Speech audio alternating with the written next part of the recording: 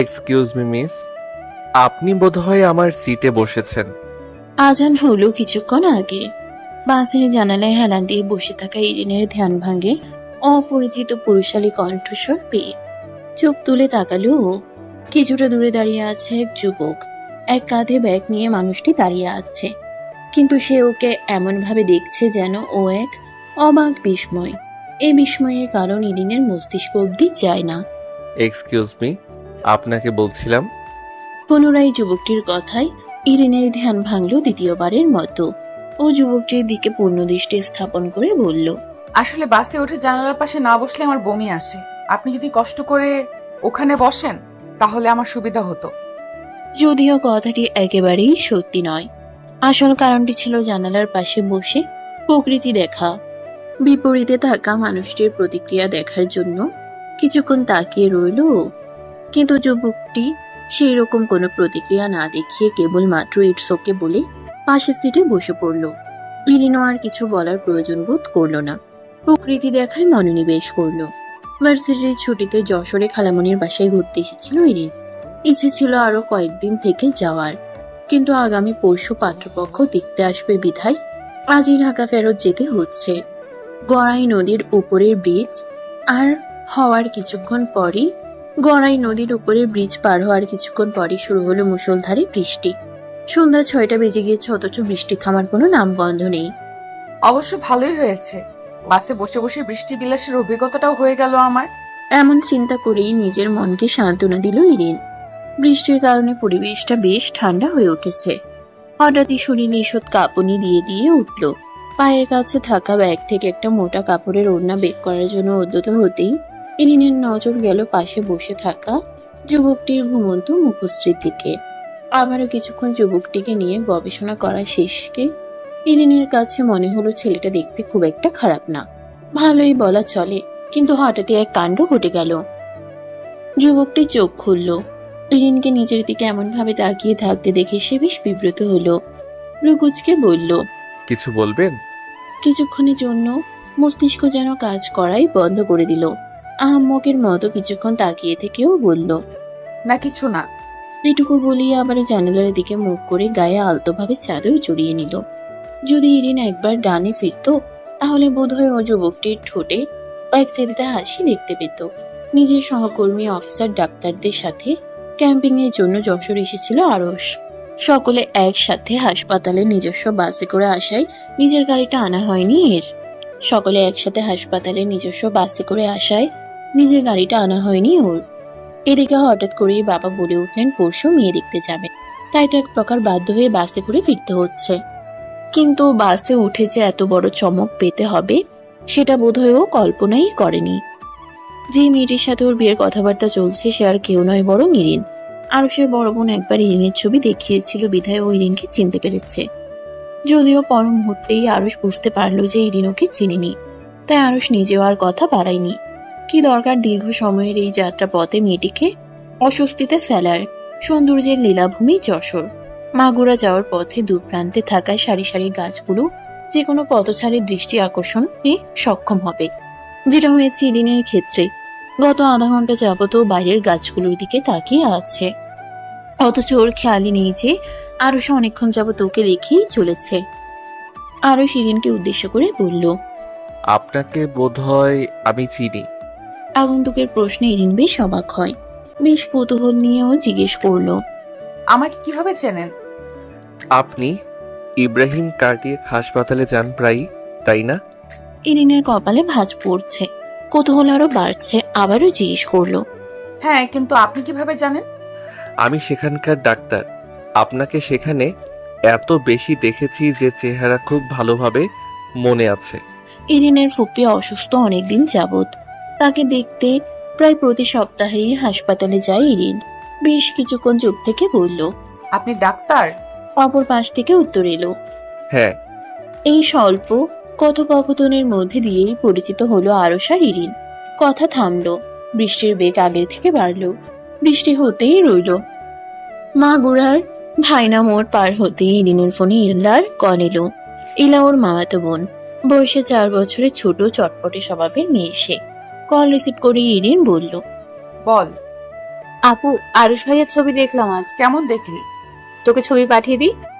প্রয়োজন নেই, পরশু সামনাসামনি দেখবো। তুই বল, তোর কেমন লেগেছে?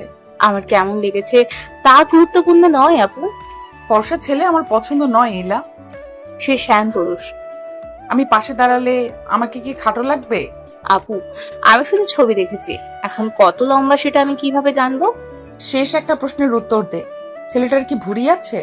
ইরিনের এমন উদ্ভট প্রশ্ন শুনে আরশের কাশি উঠে যাওয়ার উপক্রম। ফোনে ইরিনের বলা কথাগুলো শুনিয়ে আরশের আর বুঝতে বাকি ছিল না যে ওকে নিয়েই কথা হচ্ছে। কিন্তু এই মেয়ে এত যে তেরা হবে আরশ কল্পনাও করতে পারেনি। আর কিছুক্ষণ এসব শুনতে থাকলে বোধহয় এই বাসের মাঝে ইরিনের পাশেই ওকে অক্কা পেতে হবে। ইরিনের আজ যেন কোনো কিছুতেই হুঁশ নেই, নিজের মতো কথা বলেই চলেছে, অথচ আরশ পাশ থেকে সবকিছুই শুনছে। কথায় কথায় ইরিন বলল, পেটে কি ভুঁড়ি আছে? মাথায় টাক পড়া না তো? না রে আপু, পেটে ভুঁড়িও নেই, মাথায় টাকও নেই, চুলে ভরা। ইরিন হঠাৎ থেমে গেল, ভাবতে লাগলো কেমন হবে এই আরশ রহমান নামের মানুষটা, কতটুকু বুঝবে ওকে। ইলার কথায় ওর ধ্যান ভাঙলো। ও কিছু একটা ভেবে বলল, শোন, আমাদের মেয়েদের ওই গ্রুপে ওনার একটা পোস্ট লিখে দিয়ে লিখবি, ওনাকে কেউ চেনেন? কোনো খারাপ হিস্ট্রি থাকলে অনুগ্রহ করে জানাবেন, বুঝলি? অপর পাশ থেকে কি বলা হলো সেটা শোনা গেল না ঠিকই, তবে আরশের মাথা ভনভন করতে লাগলো। ও চোখ সরিয়ে নিল। এমন নারী বোধহয় ওর নিজের ২৬ বছরের জীবনে এই প্রথম দেখলো। ওকে নিয়ে এত সন্দেহ ইরিনের? কি করে একসাথে থাকবে সারা জীবন? বর্ষাকাল চলছে, নদী পানিতে টইটম্বুর বলা চলে। রাতের মৃদু আলোয় নদীতে কয়েকটা নৌকা দেখা যাচ্ছে। বাস কামারখালি ব্রিজ পার করলো। এই ব্রিজটা ইরিনের কাছে দারুণ লাগে। ব্রিজের অপর পাশে বড় করে লেখা থাকে, বিদায় মাগুরা, স্বাগতম ফরিদপুর। যদিও অন্ধকারে দেখা যাচ্ছে না, তবে বারবার যাওয়া আসা করতে করতে এসব মুখস্থ হয়ে গিয়েছে। সময়ের কাঁটা তখন রাত ৯টার কাছাকাছি। বৃষ্টি থেমে গিয়েছে অনেকক্ষণ আগেই, তবে এখনো মেঘের গর্জন শোনা যাচ্ছে। বোধহয় আবারও বৃষ্টি নামবে। এতে অবশ্য ইরিনের কিছুই যায় আসে না। আজ যত খুশি বৃষ্টি নামুক, এই শহরের আনাচে কানাচে বৃষ্টির পানির ছোঁয়ায় ভেসে যাক। ক্ষতি কি? কোনো এক মসজিদ থেকে এশারের আজান কানে ভেসে এলো। আরশের ফোনে কল এলো। ও কল রিসিভ করে কানে দিতেই মুখে হাসির রেখা ফুটে উঠল। ও বলল, কেমন আছো মামনি? অপর বাসের কথা যদিও শোনা গেল না, তবে ইরিন থেকে আন্দাজ করতে পারলো আরশের এমন মিষ্টি কণ্ঠে কথা বলার একটাই মানে হতে পারে। আরশ কল কেটে রেখে দিল। কৌতূহল বশত ইরিন জিজ্ঞেস করলো, আপনার মেয়ে? আরশের মেজাজটা আবারও বিগড়ে গেল। মন বলল, আমাকে দেখে কি মনে হয় যে আমার বাচ্চা আছে? কিন্তু মুখে বলল, না, আমার একমাত্র ভাগ্নি। বুঝতে পারিনি। ব্যাপার না। ইরিনের মন আনন্দে নিচে উঠল। ফেরিঘাটে জ্যাম নেই। বাস ফেরিতে উঠে যেতেই একে একে সকল যাত্রী নিজেদের মতো বাহিরে বেরিয়ে গেল। বাকি রইল কেবল ইরিন, আরশ আর কিছু ঘুমন্ত যাত্রী। ওর পেটে ডাক দিল, হ্যাঁ খিদে পেয়েছে, কিন্তু পাশে একজন মানুষকে বসিয়ে রেখে খেতে ওর কেমন যেন অস্বস্তি হলো। হঠাৎ আরশ উঠে দাঁড়িয়ে ওকে উদ্দেশ্য করে বলল, রাত তো অনেক হলো, আমি খাবার কিনতে যাচ্ছি, আপনার কিছু লাগবে? ইরিনের সন্দেহ হলো, শত হলেও একজন অপরিচিত পুরুষ, তাকে কিছুতেই হ্যাঁ বলা উচিত হবে না। যথাসম্ভব ভদ্রভাবেও বলল, ধন্যবাদ, আমি খাবার নিয়ে এসেছি। আচ্ছা, আমি আসি তাহলে। আরশ নেমে পড়ল। ইরিন ব্যাগ থেকে খাবারের বাটিটা বের করে খেয়ে নিল, অতঃপর নিজেও বেরিয়ে পড়ল। ফেরির কিনারায় দাঁড়িয়ে আছে ও। মেঘলা আকাশ, নদীর পানির শাসা শব্দ, কিছুক্ষণ পরপর আবার ঠান্ডা বাতাস বইছে। সব মিলিয়ে পরিবেশটা যে কত সুন্দর তা ভাষায় প্রকাশ করার মতো নয়। এই মুহূর্তে প্রিয় মানুষটা পাশে থাকলে দারুণ হতো। ব্যাপারটা ভেবেই কেমন যেন লাগলো ওর। আচ্ছা, এখন যদি ওর পাশে আরশ থাকতো তাহলে কেমন হতো? এই মেয়ে, বৃষ্টিতে দাঁড়িয়ে আছো কেন? কোনো এক তীব্র নারী কণ্ঠস্বর। ইরিন চমকে চোখ খুলল। একজন বয়স্ক নারী ওকে উদ্দেশ্য করে কথাটা বলেছেন। এতক্ষণ আকাশ কুসুম ভাবনায় ও এতটাই বিভোর ছিল যে কখন বৃষ্টি শুরু হয়েছে সেটা বুঝতেই পারেনি। দৌড়ে বাসে উঠে গেল। কিছুক্ষণের মাথায় বাকিরাও এলো। আরশ এলো, দু হাতে দুটো চায়ের কাপ নিয়ে। একটা ইরিনের দিকে এগিয়ে দিয়ে বলল, চা খান? ইরিন সরু চোখে তাকিয়ে বলল, বললাম তো আমার কিছু লাগবে না, শুধু শুধু কষ্ট করতে গেলেন কেন?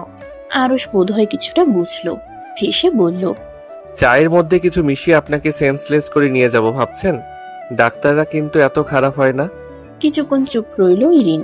চায়ের পাত্র নিতে নিতে বলল, আপনি ডাক্তার বলে ডাক্তারদের সুনাম করছেন, কিন্তু প্রকৃতপক্ষে খারাপ ডাক্তারের সংখ্যা কিন্তু ভালোই। শুধু শুধু তো আর মানুষ তাদের কষাই বলে না। প্রচুর চেঁচামেচি শব্দে ঘুম ভাঙল ইরিনের। রাত 12টার দিকে চোখ দুটো লেগে গিয়েছিল। তড়িঘড়ি করে উঠে দেখলো সকলে বাস থেকে নামছে। গন্তব্যে এসে গিয়েছে বাস। আরশও বের হওয়ার প্রস্তুতি নিচ্ছে। ইরিন ব্যস্ত কণ্ঠে প্রশ্ন করলো, আমরা কি গাবতলী চলে এসেছি নাকি? হ্যাঁ, চলে এসেছি। আপনি যেভাবে ঘুমাচ্ছিলেন আমি তো ভাবলাম এখানেই থেকে যাবেন। পাশে রাখা ছোট্ট ব্যাগ নিতে নিতে ইরিন বলল, আজব, আপনি ডাকবেন না আমাকে? ঠিক আছে, পরের বার ডাকবো। পরের বার মানে?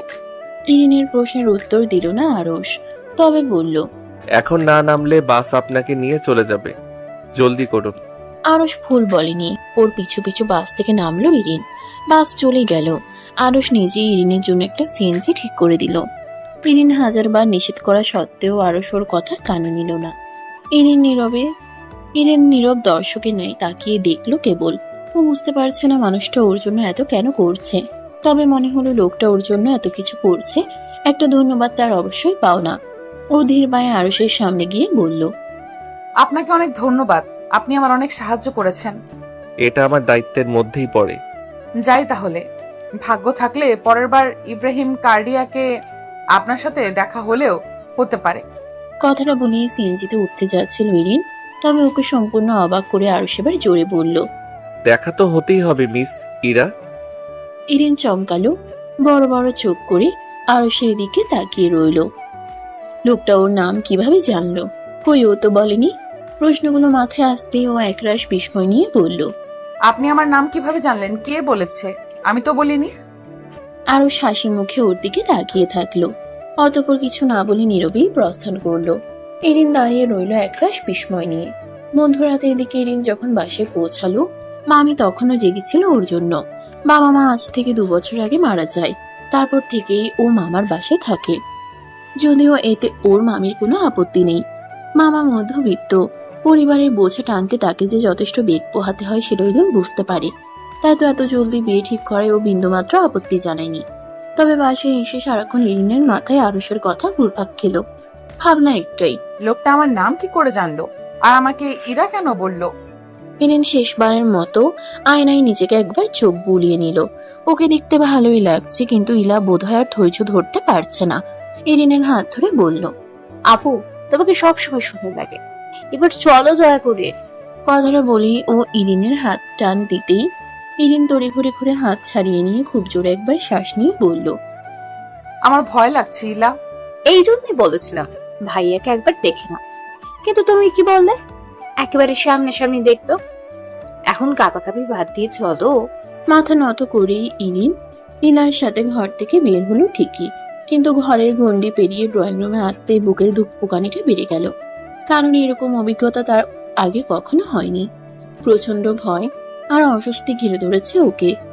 নিজেকে যথাসম্ভব স্বাভাবিক রাখার চেষ্টা করে সকলের উদ্দেশ্যে সালাম দিল। আসসালামু আলাইকুম। অপর পাশ থেকে দুটো কণ্ঠস্বরে সালামের উত্তর দিতে শোনা গেল। নারী কণ্ঠস্বরটি বলে উঠল, আরে ইরিন মা, মাশাআল্লাহ, দাঁড়িয়ে আছো কেন মা? এদিকে এসো। ভদ্র মহিলা সম্পর্কে আরশের মা হন।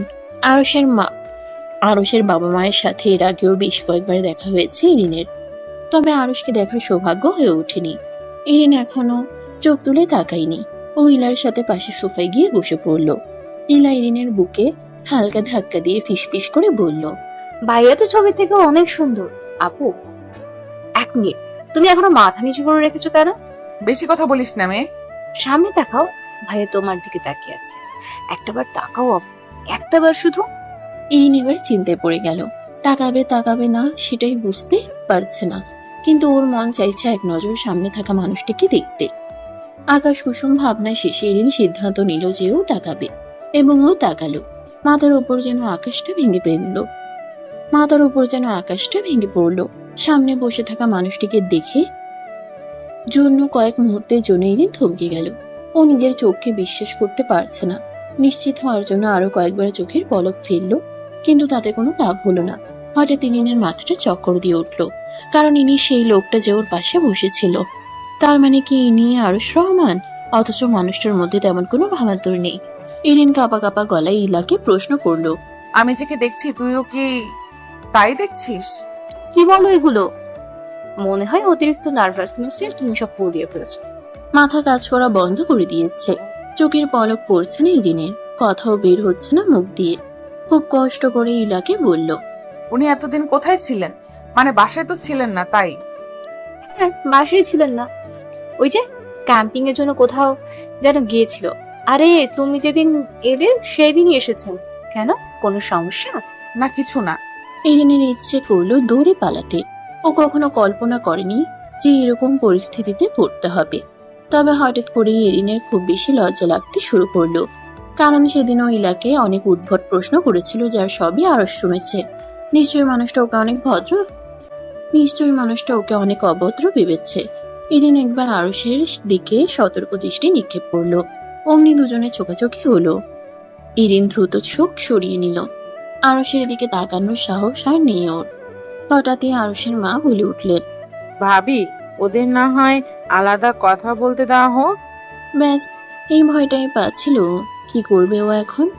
আরশকে কি করে মুখ দেখাবে, কি কথা বলবে? আরশ নিশ্চিত ওকে অভদ্র বলে কিছু অপমান করতে ভুলবে না। খাটের পাশাপাশি বসা দুজন মানুষ, অথচ চারপাশে নীরবতা বিরাজমান। ইলা যাওয়ার আগে দরজাটা হালকা চাপিয়ে দিয়ে গিয়েছে। একদিকে আরশের মুখে হাসির রেখা, অন্যদিকে ইরিনের মুখে দুশ্চিন্তার চাপ। ফ্যান চলছে, অথচ ওর বড্ড গরম লাগছে, বারবার ঘেমে যাচ্ছে। গত 5 মিনিট যাবৎ দুজনে বসে আছে, কিন্তু একটা শব্দ পর্যন্ত উচ্চারিত হয়নি। তবে আরশ আর নীরবতা মেনে নিল না, মোলায়েম কণ্ঠে বলল, ইলার দেওয়া বর্ণনার সাথে আমার মিল আছে তো? ইলার দেওয়া বর্ণনার সাথে আমার মিল আছে তো? বিস্ময়ে ইরিনের চোখ দুটো বড় বড় হয়ে গেল। প্রথমত আরশকে তুমি বলে সম্বোধন করছে, আর দ্বিতীয়ত মানুষটা কি বলল, এভাবে ভদ্র ভাষায় খোঁটা দিচ্ছে। লিনা একবার আর চোখে আরশের পানে তাকালো। আরশ নিজের করা প্রশ্নের উত্তরের অপেক্ষায় চেয়ে আছে।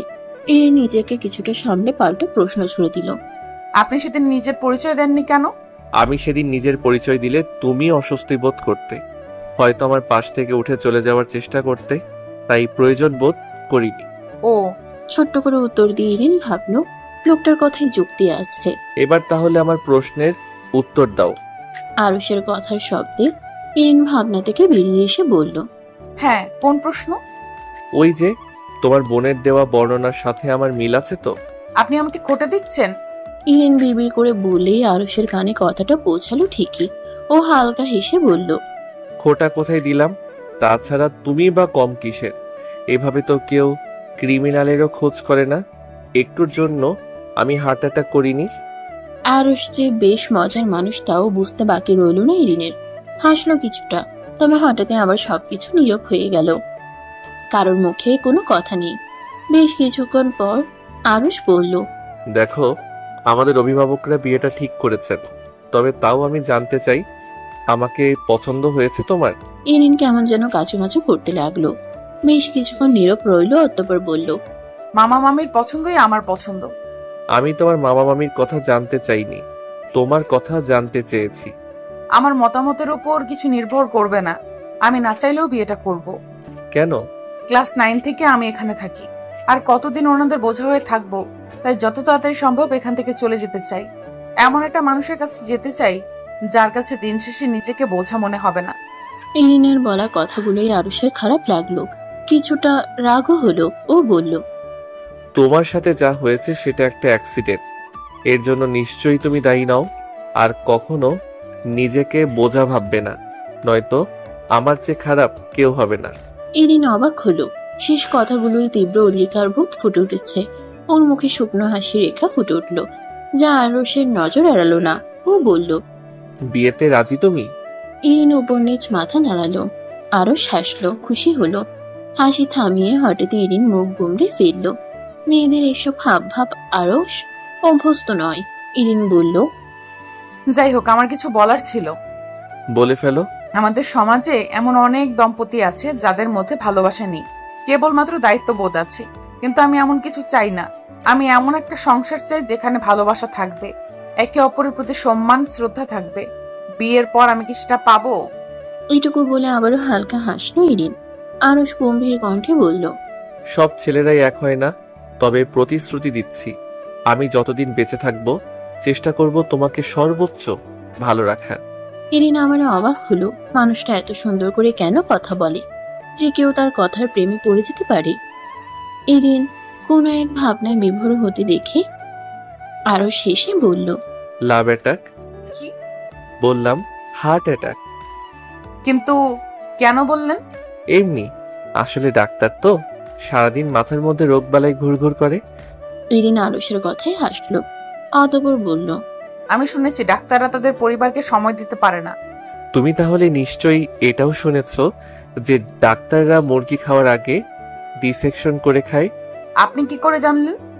অবাক কণ্ঠে প্রশ্ন ইরিনের। আরুষ বলল, জানলাম কারণ এগুলো আমরাও ছোটবেলা থেকে শুনে এসেছি। তো ছোটবেলা থেকে শুনে আসা কথাগুলো কি সত্যি? মশকরা করে বলল ইরিন। আরুষ বলল, সেটা না হয় বিয়ের পরই দেখে নিও। আর কিছু বলবে তুমি? মানে তখন বলছিলে। হ্যাঁ, 3 মাস পর আমার ফাইনাল পরীক্ষা। বিয়েটা আপাতত পারিবারিকভাবে হলে ভালো হয়, না হলে এত কিছুর মধ্যে আমার প্রিপারেশন খুব একটা ভালো হবে না। ঠিক আছে, আমি এই বিষয়ে কথা বলবো বাবা মায়ের সাথে। কথাটা বলে ইরিনের দিকে তাকালো আরুষ। মেয়েটাকে কিছুটা চিন্তামুক্ত লাগছে, তবে ইরিনের মধ্যে ওর সবচেয়ে ভালো লাগার ব্যাপার হচ্ছে ইরিন খুব মিশুক আর স্পষ্টভাষী। দুপুরের খাবার খেয়ে বিকালের দিকে আরুষ পরিবার সহ বিদায় নিল। যাওয়ার আগে অবশ্য ইরিনের নাম্বারটা ওর সাথে নিয়ে গেল। রাতের খাওয়া শেষে বারান্দায় গিয়ে দাঁড়ালো ইরিন। হঠাৎ ফোন বেজে উঠল, আননোন নাম্বার। ইরিন বিরক্তি নিয়ে ফোন রিসিভ করে সালাম দিয়ে বলল, কে বলছেন? অপর পাশ থেকে পুরুষালী কণ্ঠে সালামের উত্তর দিতে শোনা গেল। ইরিন ঈষৎ কেঁপে উঠল, বুঝতে পারলো মানুষটি কে। প্রশ্ন করল, আপনি? চিনেছ দেখছি, আমি ভেবেছিলাম চিনবে না বোধ হয়। যাই হোক, তুমি কি ব্যস্ত? না, আমি কখনো ব্যস্ত থাকি না। যাক, ভালোই হলো তাহলে। কেন? না, এমনি। আমার পরীক্ষার ব্যাপারটা। হ্যাঁ বলেছি, এই মাসেই বোধহয় বিয়েটা হয়ে যাবে। ইরিন কিছুক্ষণ নীরব রইল, বলার মতো কিছু খুঁজে পেল না।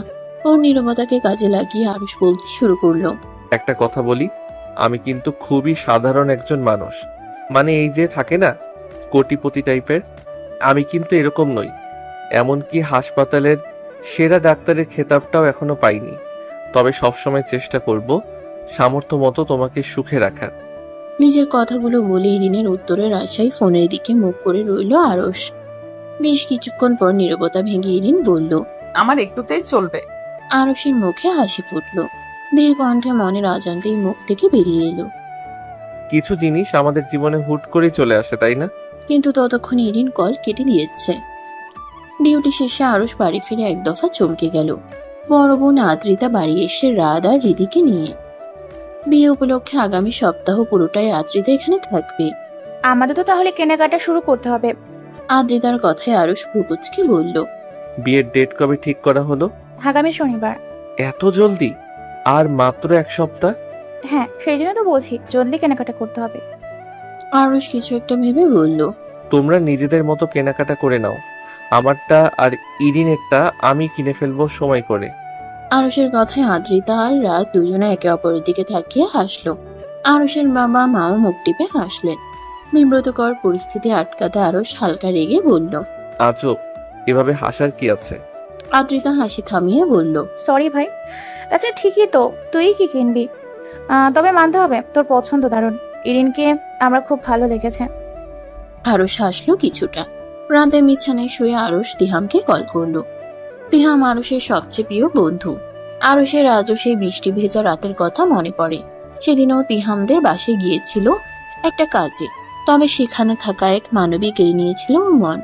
আরুষের প্রথম ভালোবাসা। তিহাম কল রিসিভ করার সাথে সাথে আরুষ বলল, কেমন আছিস ভাই? এই তো আলহামদুলিল্লাহ, তোর খবর বল। এই তো ভালো। ভালো তো হবেই, বিয়ে যে সামনে, আমারই শুধু বিয়ে হচ্ছে না। আরুষ শেষে বলল, সময় হলে হয়ে যাবে। ফাইজা কেমন আছে? আছে ভালোই। আচ্ছা শোন, একটা গুরুত্বপূর্ণ কথা বলতে ফোন দিলাম। কি কথা? আগামী শনিবার আমার বিয়ে, তোরা সবাই বৃহস্পতিবারই চলে আসবি, কেমন? তা না হয় আসলাম, কিন্তু ফাইজাকেও তো ও শুক্রবার আসতে বলেছে। যাক ফাইজা, তবে ফাইজা যেন কিছু না বলে ইরিনকে, আমি নিজেই ওকে বলতে চাই। এসব নিয়ে চিন্তা করিস না, আমি ফাইজাকে মানা করব। আরশ তিহামের কথায় নিশ্চিত হলো। অতঃপর আরো কিছু কথাবার্তা বলে ঘুমের রাজ্যে পাড়ি জমালো। হাজারো অস্বস্তি নিয়ে চেয়ারে বসে আছে ইরিন, পাশে ইরা বসা। কিছুক্ষণ পর পরই সামনে দিয়ে ডাক্তাররা ঘুরপাক খাচ্ছেন, আর প্রতিবারই ইরিনের বুকের ধুকপুকানি অস্বাভাবিক মাত্রায় বেড়ে যাচ্ছে। ইরিনের ছোট ফুফু অসুস্থ, বেশ কয়েকদিন মাস যাবৎ হাসপাতালে ভর্তি। একমাত্র ফুফুকে দেখার জন্য ইরিন ব্যাকুল হয়ে উঠেছিল। এই হাসপাতালে ফুপুকে দেখতে আসে ইরিন। ওর মনে পড়লো আরশের বাসের মধ্যে বলা কথাটা। আরশ কতবার ওকে দেখেছে, অথচ ও কখনো খেয়ালই করেনি। এদিকে বিয়ে ঠিক হওয়ার পর একবারও সামনাসামনি দেখা হয়নি আরশের সাথে। কিন্তু ফুফু যেহেতু অসুস্থ, দেখতে আসতে তো হতোই। সেজন্যই ও আজ ইলাকে নিয়ে ফুফুকে দেখতে এসেছে। ও ইলা ইরিনের কাচুমাচু করার চাহনি দেখে বলল, কি হয়েছে তোমার? এমন করছো কেন? তুই কি সব গুলিয়ে খেয়েছিস? এটা ইব্রাহিম কার্ডিয়াক। উনি যদি এখানে থাকে। কে ভাইয়া? হ্যাঁ। তাই তো, ভাইয়াকে তো বলাই হয়নি। ফোন দাও জলদি। ইরিন না করতে এক মুহূর্ত সময় নিল না। আজ আরশের সাথে দেখা হলেও নিশ্চিত এখানেই অক্কা পাবে। ও বলল, কর অসভ্য মেয়ে, আমি তোকে কল করতে পারবো না। প্লিজ আপু, এইরকম বলো না। তাছাড়া আঞ্জির ওয়ার্ডে মাত্র ডাক্তার রাউন্ডে গেল। তোমরা এখানে? ইরিনের পিছন থেকে ভেসে এলো পুরুষালী কণ্ঠস্বর। এই কণ্ঠস্বর ওর অতি পরিচিত। সঙ্গে সঙ্গে গায়ে কাটা দিয়ে উঠল। ও ওভাবেই উল্টো ফিরে দাঁড়িয়ে রইল মূর্তির ন্যায়। এদিকে আরশকে দেখে ইলা মুচকি হেসে বলল, আসসালামু আলাইকুম ভাইয়া, কেমন আছেন? আলহামদুলিল্লাহ ভালো, তোমরা কেমন আছো? আমরা ভালো আছি আলহামদুলিল্লাহ। তোমরা এখানে যে ইরিনের ফুপিকে দেখতে এসেছো তাই তো? হ্যাঁ ভাইয়া। ইলার কথা শুনে আরশ ইরিনের দিকে পূর্ণ দৃষ্টিতে তাকালো। মেয়েটা সেই তখন থেকে ওভাবে দাঁড়িয়ে আছে কেন? আরশ ইরিনের দিকে তাকিয়ে কিছুটা শব্দ করে বলল, সে কি আজকে সারাদিন এভাবে দাঁড়িয়ে থাকার নিয়ত করেছে? ইলা দুজনকে কিছুটা সময় একান্ত দেওয়ার উদ্দেশ্যে বলল, আমি জানি না, আপনি নিজেই না হয় জিজ্ঞেস করেননি। ও হ্যাঁ, আপু বাবার কয়েকটা ওষুধ কেনা লাগবে, আমি নিজেই ফার্মেসিতে যাচ্ছি, যাবো আর আসবো। ইরিনকে কিছু বলার সুযোগ না দিয়েই প্রস্থান করলো ইলা। ইরিন বেশ বুঝলো ইলার মতলব। ওর ইচ্ছে করলো ইলাকে চিবিয়ে খেতে। ইলা চলে যেতেই আরশ আশেপাশে একবার চোখ বুলিয়ে নিল। এখানে মানুষের আনাগোনা খুব কম। আরও ইরিনের দিকে এগিয়ে গেল। অতঃপর ওর কবজি ধরে একটানে নিজের দিকে ঘুরালো। ইরিন এমন কিছুর জন্য মোটেও প্রস্তুত ছিল না। ও খুব কষ্টে পড়ে যাওয়া থেকে সামলে নিল নিজেকে। আরশ ওর কবজি ছেড়ে দিয়ে বলল, তখন থেকে ওভাবে দাঁড়িয়ে আছো কেন? এমনি। তাই? হ্যাঁ। ভালো, যাই হোক, আমার চেম্বারে চলো। এখানে চেয়ার আছে। সেটা আমিও দেখেছি, কিন্তু এইভাবে দাঁড়িয়ে কথা বললে জিনিসটা ভালো দেখাবে না, তাই বললাম চলো। ইরিন ভাবলো কিছুক্ষণ। অস্বস্তিতে ও দাঁড়াতেও পারছে না, কিন্তু আনুষকে না করবে কি করে? ইলার কথা মাথায় আসতেও বলল, কিন্তু ইলা একা। ওকে মেসেজ দিয়ে বলে দাও 3 তলার 7 নম্বর রুম। ইরিন আরুষের কথা মতো কাজ করলো। অতঃপর মিনমিন করে বলল, চলুন। আরুষ মুচকি হেসে ইরিনকে নিয়ে ওর চেম্বারের পথে হাঁটতে লাগলো।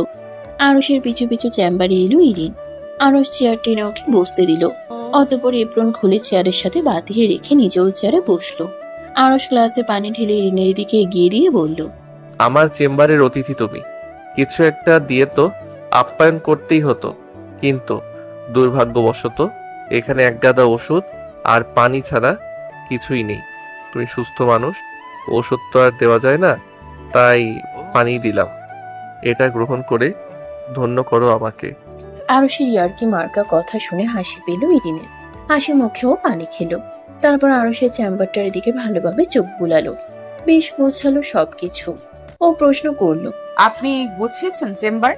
ঠিক আমি না, ওয়ার্ড বয়দেরকে বলে রেখেছিলাম, ওরাই সবকিছু করে রেখেছে। সুন্দর পরিপাটি। হঠাৎ মেসেজ এলো ইরিনের ফোনে। ইলার মেসেজ।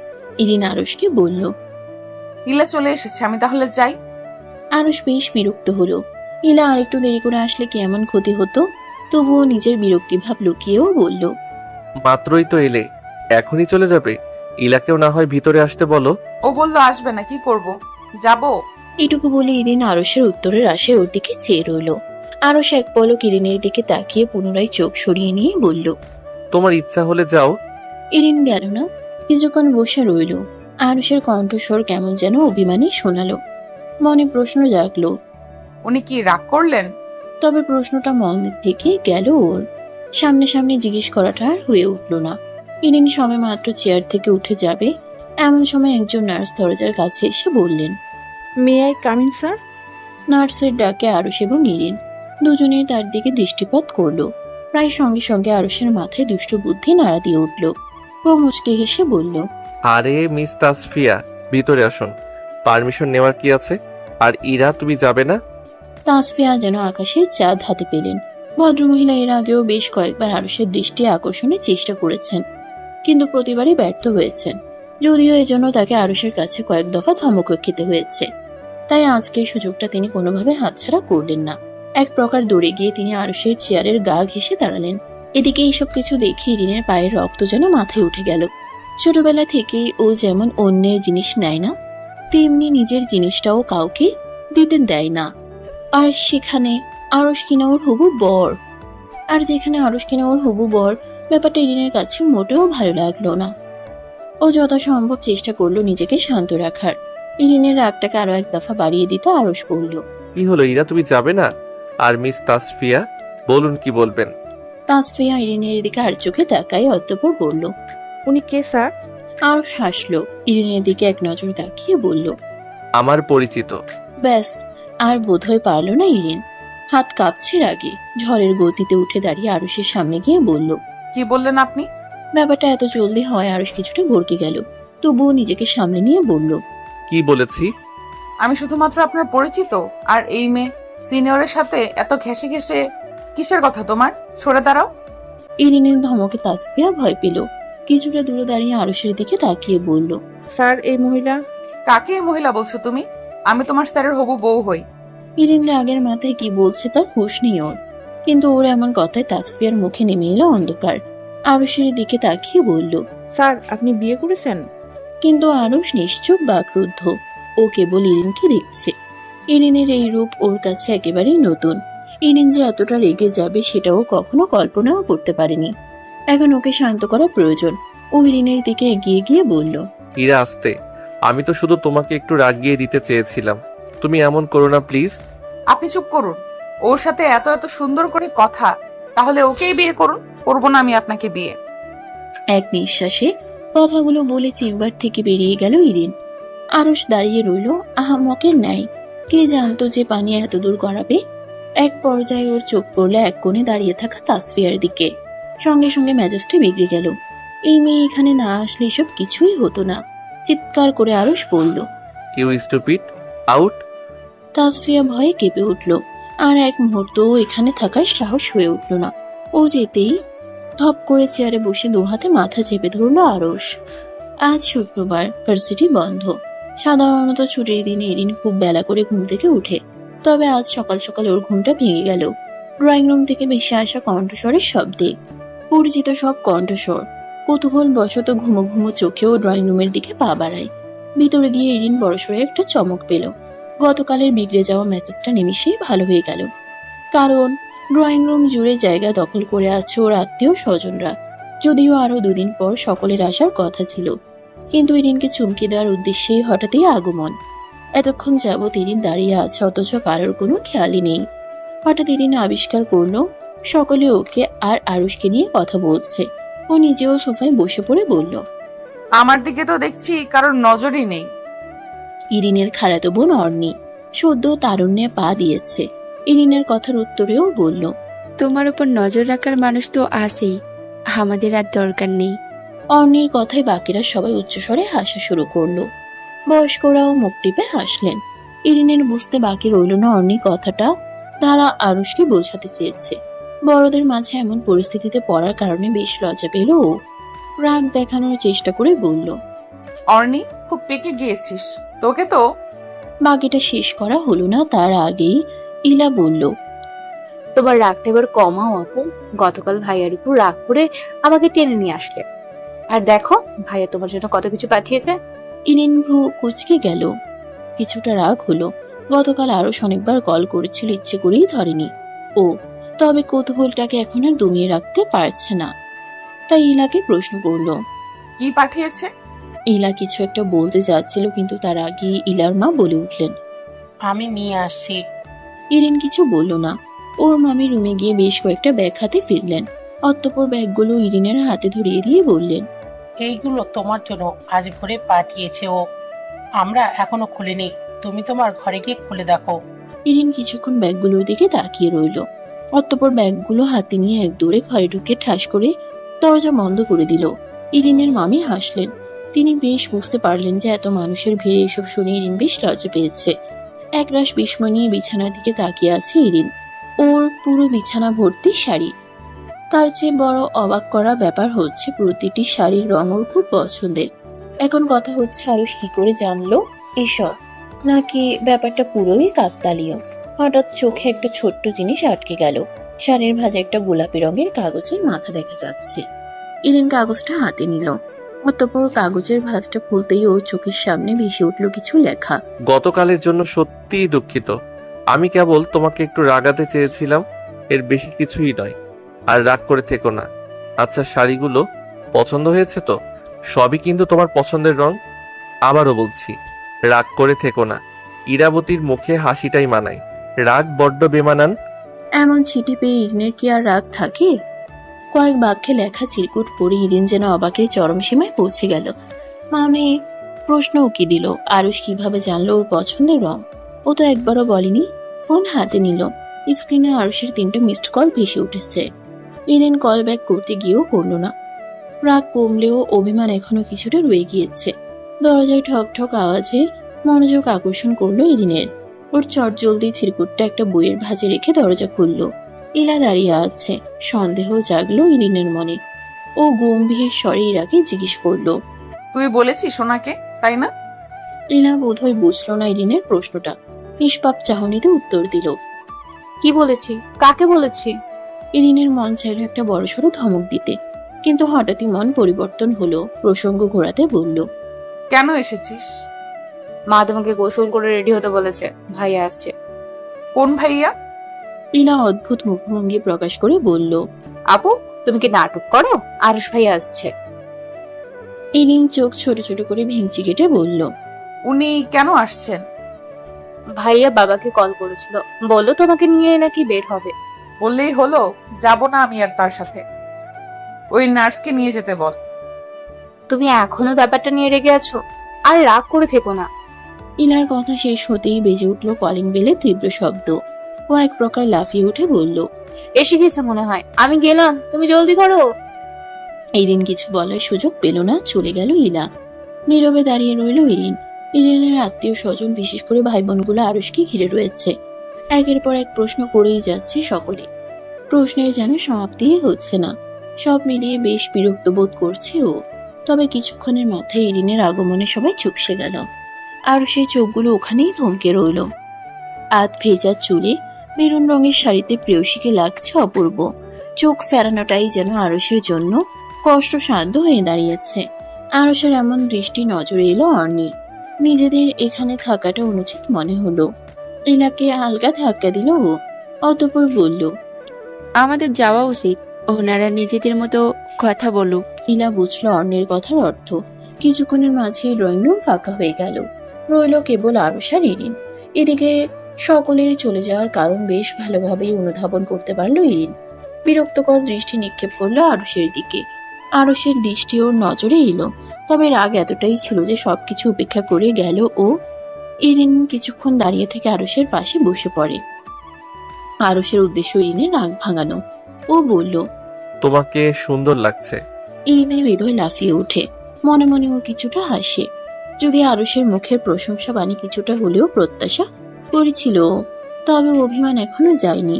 তাই রাগান্বিত স্বরে বলল, থাক, আর মিথ্যা বলা লাগবে না। তোমার সাথে মজা করার সাধ্য কি আর আছে আমার? গতকাল যা হলো। গতকালকের কথা আর তুলবেন না আমার সামনে। আরুষের কথার মাঝেই বলল ইরিন। আরুষ তাকালো ইরিনের দিকে, গম্ভীর মুখশ্রী। ও হালকা ধম ছেড়ে বলল, ঠিক আছে, আর কখনো বলবো না গতকালের কথা।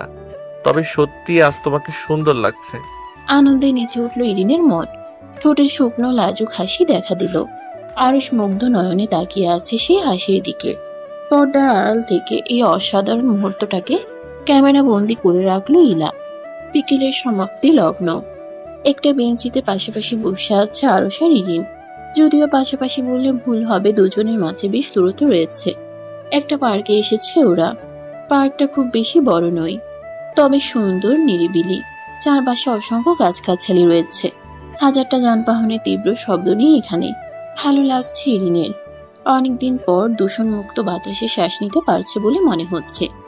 আরও ইরিনকে প্রশ্ন করলো, শাড়ি পছন্দ হয়েছে? শাড়ি শব্দটা কানে যেতে ইরিন চট করে প্রশ্ন করলো, আপনি কিভাবে জানলেন আমার পছন্দের রং? আরশের দৃষ্টি নীল আকাশে, মুখে হাসির রেখা। এই হাসির কারণ বোধগম্য হলো না ইরিনের। আরশ বলল, টপ সিক্রেট, বলবো একদিন। ইরিন জোর করলো না। আরশ আবারও বলল, কিছু খাবে? হ্যাঁ। খাবে কিছু? ওই দেখো, ফুচকা, ভেলপুরি সব আছে। খাবো না। আরশ বোধহয় অবাক হলো। ও অবাক কণ্ঠস্বরে বলল, আমি তো জানতাম মেয়েরা এগুলোর নাম শুনতেই পাগল হয়ে যায়। আমার আপু দেখতাম এসব খুব পছন্দ করে, আর তুমি বলছো খাবে না? ব্যাপারটা কি? এগুলো তো স্বাস্থ্যকর পরিবেশে বানায় না। আগে খেতাম, মা বাসায় বানাতেন। মা বাবা মারা যাওয়ার পর আর খাওয়া হয় না সেরকম। এটুকু বলে থামলো ইরিন। আরশ ব্যথিত নয়নে চেয়ে আছে ওর দিকে। ইরিনের চোখের কোণে হালকা অশ্রুকণা জমেছে। নিশ্চয়ই বাবা মায়ের কথাটা মনে পড়েছে মেয়েটার। আর কথা বাড়ালো না আরশ। এই মুহূর্তে প্রয়োজন নীরবতা। চোখের পলকেই কেটে গেল 3 দিন। ইরিনদের বাড়িতে সজ্জিত পরিবেশ। সন্ধ্যা নামার বেশ কিছুক্ষণ পর গেট দিয়ে ঢুকলো আরশদের গাড়ি। ইরিন তখন বারান্দায় দাঁড়িয়েছিল। আরশ গাড়ি থেকে নামতেই ও আড়াল হয়ে গেল। পরিবার সহ বরযাত্রী হিসেবে বেশ কিছু নিকট আত্মীয় ও আরশের বন্ধুরা এসেছে। 1 ঘন্টা হতে চলল, সোফায় বসে আছে আরশ। ওকে ঘিরে রয়েছে ওর কিছু বন্ধু বান্ধব আর কাজিন। ইরিনের কিছু কাজিনও রয়েছে। সকলে মজার সুরে নানা কথা বলছে। অনেকে আবার উচ্চস্বরে এসে উঠছে। আরশের ধ্যান সেদিকে নেই। ওর কল্পনা জুড়ে কেবলমাত্র ইরিন। বউ সাজে কেমন লাগবে ইরাবতীকে। ইরিনের ভাবনায় বিভোর থাকা আরশের ধ্যান ভাঙে কোনো এক নারী কণ্ঠস্বরে। পাশে চোখ ঘোরাতেই নজরে আসে ফাইজাকে। ফাইজা আরশের প্রিয় বন্ধু তিহামের একমাত্র ছোট বোন আর ইরিনের বান্ধবী। যদিও তিহাম আর আরশের বন্ধুত্ব সম্পর্কে ইরিন এখনো অবগত নয়। মুচকি হেসে আরশ ফাইজাকে বলল, কি অবস্থা বিচ্ছি? ভালো। আপনাকে তো দেখে বোঝা যাচ্ছে যে আপনি সেরকম ভালো আছেন। কিন্তু ফাইজা বলতে চাইলো, পারল না। তার আগে আরশ থামিয়ে দিয়ে বলল, আসতে বলো। নিজের ভুল বুঝতে পারে ফাইজা। অতঃপর মেকি হাসি দিয়ে বলে, সরি। যাই হোক, আপনার অনুভূতি কেমন? কেমন আবার মিশ্র অনুভূতি হচ্ছে।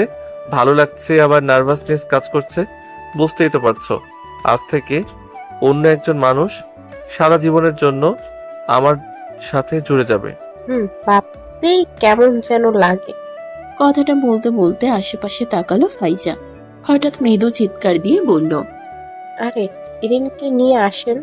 সেদিকে দৃষ্টিপাত করলো আরশ। আজ আবারও থমকে গেল আরশ।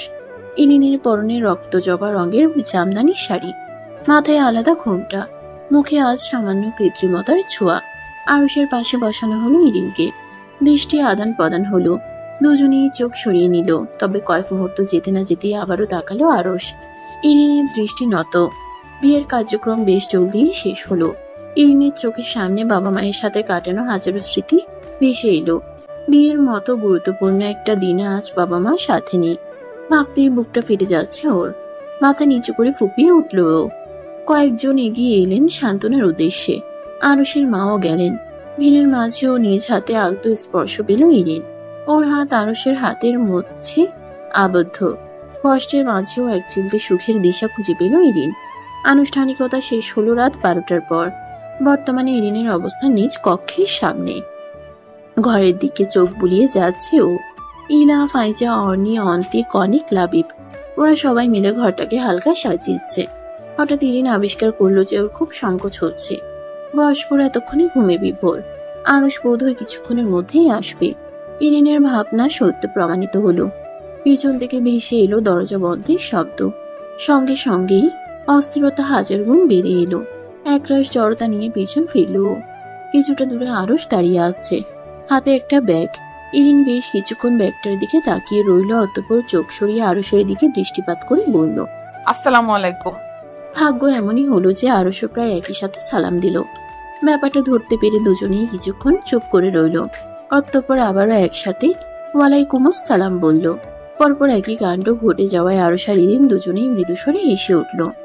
হাসির পর্ব শেষ হতেই আরশ ইরিনের পাশ কেটে খাটে গিয়ে বসলো, ব্যাগটাকে পাশে রেখে বলল, আজ বৃষ্টি হলে ভালো হতো। কেন? বুঝতে না পেরে প্রশ্ন করলো ইরিন। আরশ কেবল বলল, এমনি। ইরিন পাল্টা প্রশ্ন করলো না। মন এমনিতেই ভালো নেই, কথোপকথন এগুলো না। ইরিন পরের টেবিলের চেয়ার টেনে বসলো। বেশ কয়েকবার আর চোখে তাকালো আরশের দিকে। আরশ আজ পাঞ্জাবি পরেছে। বিয়ে পড়ানোর সময় মাথায় টুপি ছিল, এখন নেই। চুলগুলো এলোমেলো হয়ে আছে, খেয়াল করলো। ডাক্তার সাহেব আজ চশমা ছাড়া আছেন, বেশ স্নিগ্ধ লাগছে তাকে। অনেক পর বিছানা ছেড়ে উঠে দাঁড়ালো আরশ, অতঃপর ব্যাগটাকে হাতে নিয়ে ইরিনের উদ্দেশ্যে বলল, বারান্দায় চেয়ার আছে? আরশের দিকে মুখ তুলে ইরিন বলল, চেয়ার নেই, কিন্তু বসার জায়গা আছে। চলো যাই। আরশের আবেদনে না করলো না ইরিন। নিজে উঠে দাঁড়িয়ে বারান্দার দিকে অগ্রসর হলো। আরশ গেল পিছু পিছু। খুব বেশি বড় নয় বারান্দাটা, তবে বেশ সুন্দর আর গোছালো। কয়েকটা গোলাপ ফুলের গাছ আছে, আর গ্রিলের সাথে বেড়ে উঠেছে মানি প্ল্যান্ট গাছ। ফ্লোরে একটা ম্যাট্রেস বিছানো, অনায়াসে 3 থেকে 4 জন বসতে পারবে। সবকিছু দেখে মনে মনে ইরিনের রুচিবোধের প্রশংসা করলো আরশ। দুজনেই নিচে বসে পড়লো। আরশ এক নজর ইরিনের দিকে তাকিয়ে বলল, মন খারাপ? ইরিন উত্তর দিতে কিছুটা সময় নিল, ক্ষীণ কণ্ঠে বলল, হ্যাঁ।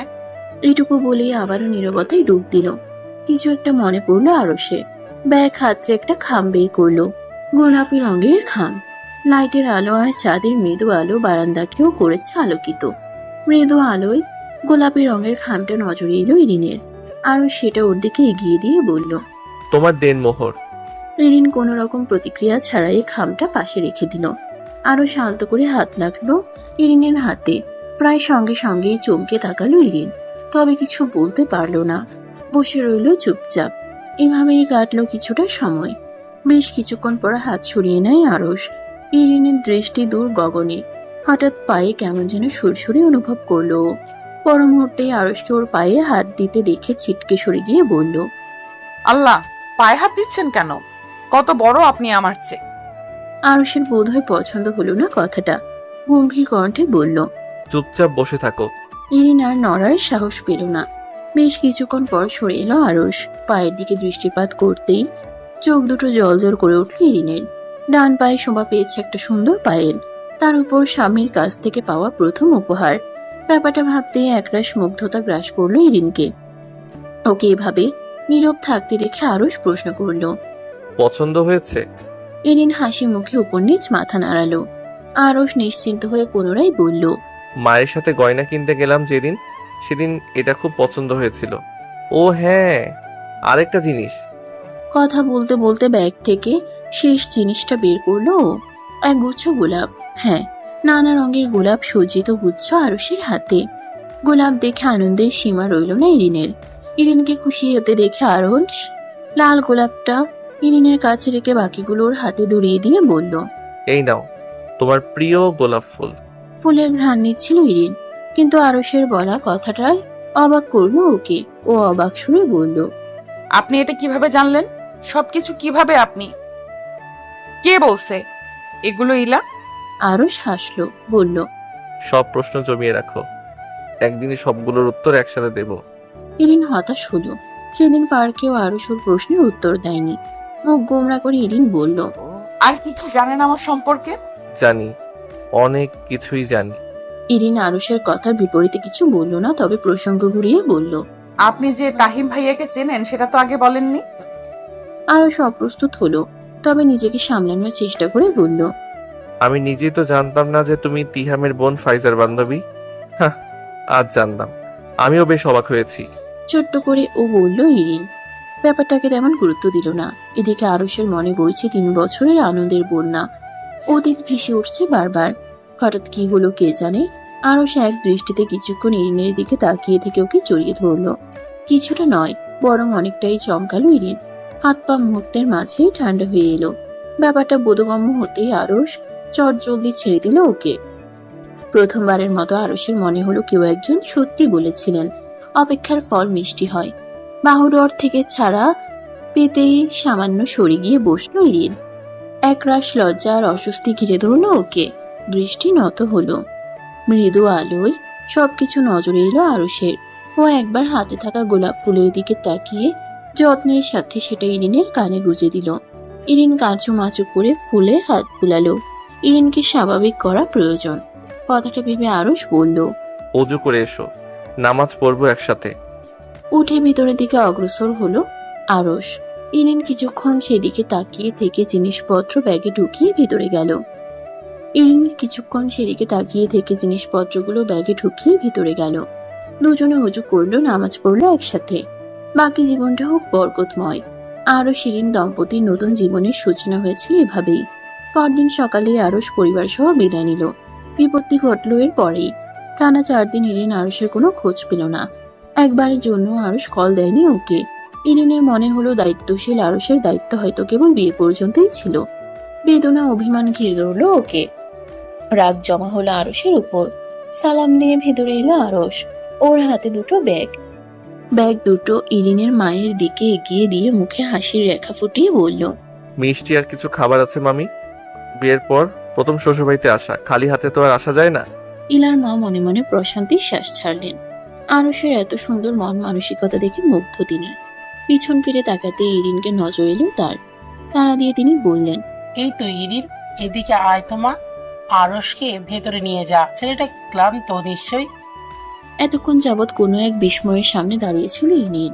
চাহনিয়ে বলে দিচ্ছে যে আরসকে এই অসময়ে একদমই আশা করেনি ও। তবে মামির ডাকে হুঁশ ফিরতেই ভদ্রতা বজায় রেখে বলল, আসুন। আরস গেল পিছু পিছু। ভিতরে এসে বেশ শব্দ করে দরজা বন্ধ করলো ইরিন। উদ্দেশ্য নিজের রাগ সম্পর্কে আরসকে জানান দেওয়া। তবে সক্ষম হলো না বোধ হয়, কারণ দরজা বন্ধের শব্দে আরস একবার চোখ তুলে তাকালো। অতঃপর পুনরায় দৃষ্টি ঘুরিয়ে নিল। ঘড়ি খুলে ড্রেসিং টেবিলের উপর রাখতে রাখতে বলল, কি অবস্থা তোমার, কেমন আছো? ইরিন ভালোভাবে খেয়াল করলো আরসের দিকে। কিছুক্ষণ আগের হাস্যোজ্জ্বল চেহারা বদলে রূপ নিয়েছে একরাশ ক্লান্তি। ক্ষণেই মনে হলো রাগ অভিমান প্রকাশের সঠিক সময় নয় এটি। তাড়াহুড়ো করে ইরিন ভালো আছে বলে ঘর থেকে বেরিয়ে গেল। আরস তাকিয়ে রইল ওর যাওয়ার দিকে। হাসিও পেল কিছুটা। অতঃপর শার্টের দুটো বোতাম খুলে ফ্যানের দিকে তাকিয়ে রইল। ইরিন ফিরল মিনিট 5 মাথায়, হাতে শরবতের গ্লাস নিয়ে। আরসের দিকে এগিয়ে দিয়ে দিল। স্ত্রীর হাতে শরবত খেয়ে সন্তুষ্ট হলো আরস। টেবিলের উপর গ্লাসটা রেখে ইরিনকে ধন্যবাদ জানালো। এখন বেশ ভালো লাগছে। হঠাৎ কপালে ভাঁজ পড়লো ইরিনের। আরস হাসছে। কেন হাসছে প্রশ্ন করলো। হাসছেন কেন? আমি কি সার্কাস দেখাচ্ছি? আরস ইরিনের দিকে মুখ তুলে বলল, এটা কি তোমার নাইট ড্রেস? ইরিনের চোখ বড় বড় হয়ে গেল।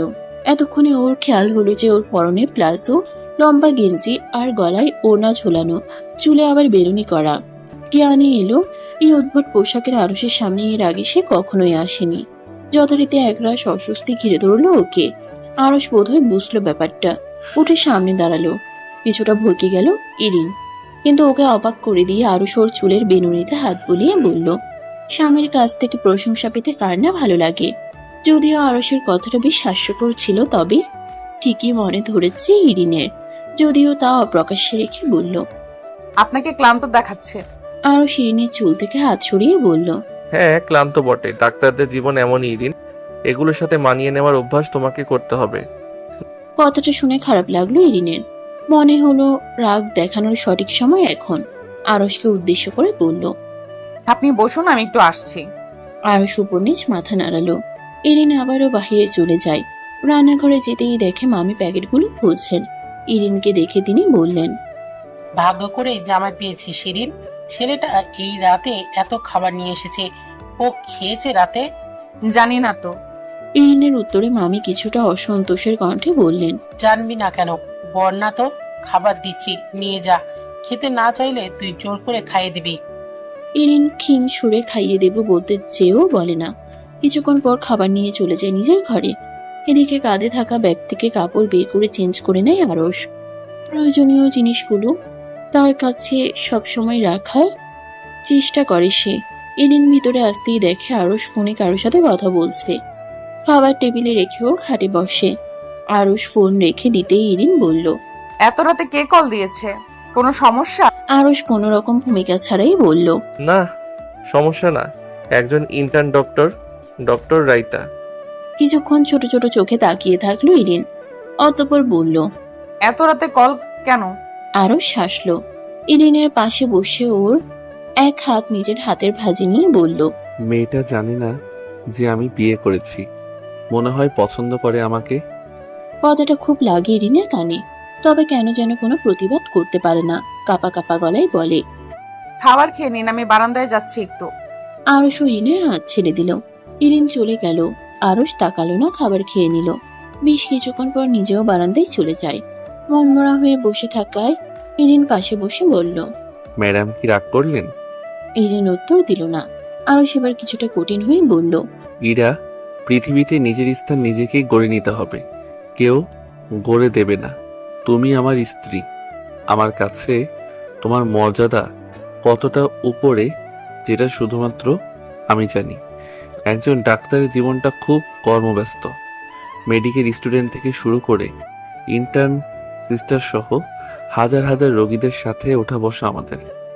এখন এর মধ্যে থেকে দুই একটা এরকম ভালো লাগার ব্যাপার আমরা প্রায়ই পেয়ে থাকি, বুঝলে? ইরিন উপর নিচে মাথা নাড়ায়। আরুষ আবারও ওর হাত ধরে বলল, আর সত্যি বলতে মেয়েটা আমাকে পছন্দ করে না। একজন রোগীর আপডেট নিচ্ছিলাম।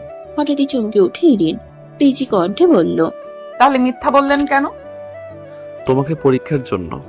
আমি ভাবলাম তুমি হয়তো আমার সাথে রাগারাগি শুরু করবে, আরো কত কি, কিন্তু তুমি তো পরাজয় স্বীকার করলে। এইভাবে নিজের অধিকার ছাড়তে হয় না ইরি। কিন্তু মেয়েটা যদি সত্যিই আপনাকে পছন্দ করতো?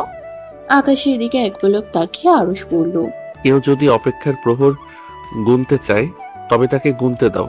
আমি তো জানি জীবন আমার, জীবন সঙ্গী আমার ইরাবতী। এটাই তো সবচেয়ে বড় সত্য। আর কিছু বলে না ইরিন। আরুষের শেষ কথাটা অনেক কিছু প্রমাণ করে দেয়। হাসি মুখে আরুষের কাঁধে মাথা এলিয়ে দেয়। আরুষ মজা করে বলল, আরে ঘুমিয়ে যেও না, আমি ক্লান্ত, কোলে নিতে পারবো না। ইরিনও উত্তরে বলল, আমার স্বামী আছেন না, উনিই নেবেন। দুজনেই হেসে উঠল একসাথে। সংসার জীবনের সামান্য ব্যাপারে ঝামেলা করা আরুষের কাছে বোকামি ব্যতীত আর কিছু মনে হয় না। এই ঝামেলা থেকে সে ইরিনকে মুক্ত রাখতে চায় সবসময়। শনিবার আরুষের পরিবারের সকলে গ্রামের বাড়িতে যাবেন। আরুষের দাদি হঠাৎ অসুস্থ হয়ে যাওয়ায় হুট করে এই সিদ্ধান্তটা নেওয়া হয়েছে। এই তো কিছুক্ষণ আগে আরুষের মায়ের সাথে ফোনে কথা হয়েছে ইরিনের। আরুষের দাদি খুব করে নাত বুকে একবার চোখের দেখা দেখতে চেয়েছেন। ইরিনের পরীক্ষা শেষ হলো গত সোমবার। আজ বৃহস্পতিবার। পরীক্ষার পর কিছুটা দম ফেলার সময় পেতে না পেতেই নতুন খবর এলো। তবে আরুষের গ্রামের বাড়ি যাওয়ার লোভটা কোনোভাবেই সামলাতে পারল না ও, যার দরুন গ্রামে যাওয়ার প্রস্তুতি নিতে হচ্ছে ইরিনকে। আজ বিকেলে আরুষ এসে বাসায় নিয়ে গেল ইরিনকে।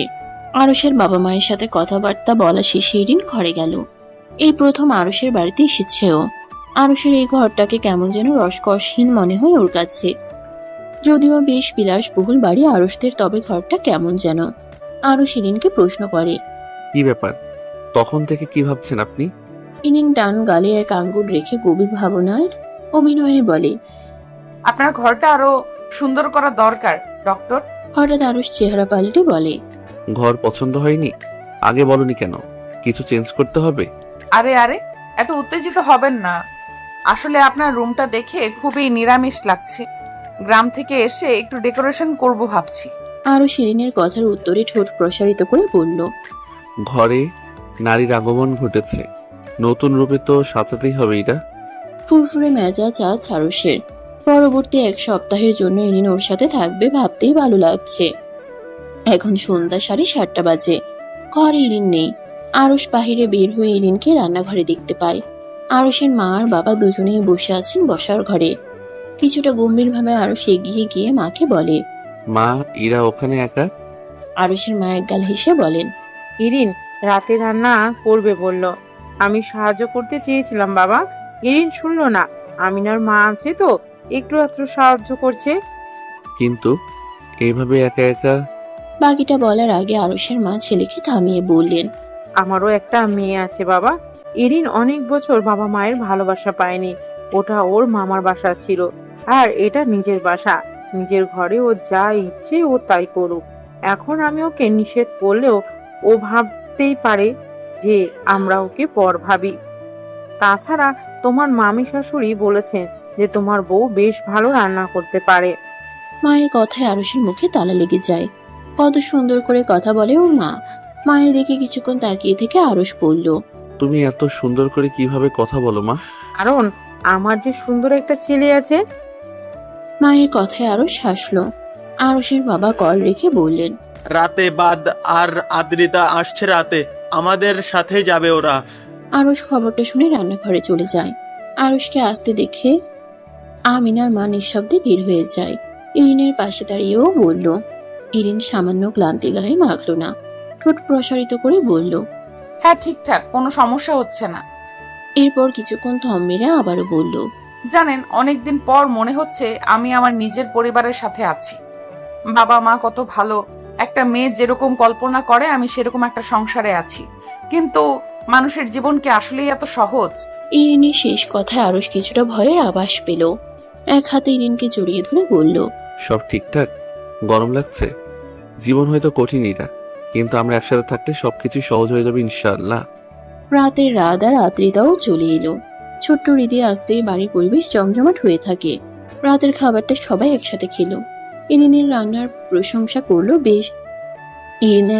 বেশ প্রশংসা করলো সবাই। তবে রাত 10টার দিকে হঠাৎ হাসপাতাল থেকে কল আসলো আরুষের। ইমার্জেন্সি রোগী যেতে হবে এখন। মন খারাপ হলো ইরিনের। আরুষ ঘরে যেয়ে তৈরি হলো। বের হওয়ার আগে একবার তাকালো ইরিনের দিকে। ইরিন হয়তো বুঝতে পারলো আরুষের চোখের ভাষা। হাসি মুখে বলল, আমার স্বামী একজন ডাক্তার, এটা আমার সৌভাগ্য। আপনি যান, মানুষের সেবা করা অনেক বড় ধর্ম ডক্টর। আরুষ হালকা দীর্ঘশ্বাস ছাড়লো। ইরিনের হাত ধরে বলল, আমার এই ব্যস্ত জীবনের সঙ্গী হওয়ার জন্য তোমাকে ধন্যবাদ ইরা।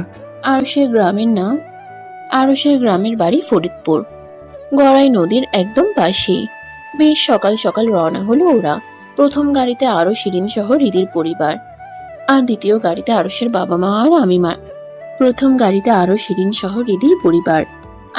গাড়িতে আরুষের বাবা মা আর আমিনার মা। বিকেলের দিকে বাড়ি পৌঁছে গেল ওরা। গাড়ি থামলো একটা বড় উঠানের সামনে।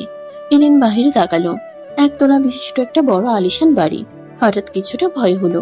নতুন পরিবেশ, নতুন মানুষ। একে একে গাড়ি থেকে নেমে পড়ল সবাই। আরুষ আর রাত জিনিসপত্র বের করতে ব্যস্ত। আরুষের মা ইরিনের নিকট এসে বললেন, ভয় লাগছে নাকি? কিছু না। ভয়ের কিছু নেই, বাড়ির সবাই বন্ধু সুলভ। শুধু আরুষের দাদি মাঝে মধ্যে একটু কড়া মেজাজে থাকেন। বয়স্ক মানুষ, বুঝতেই তো পারছো। আরুষের মায়ের কথায় উপর নিচ মাথা নাড়ালো ইরিন। ইরিনের সম্মতি পেয়ে তিনি আবারও বললেন,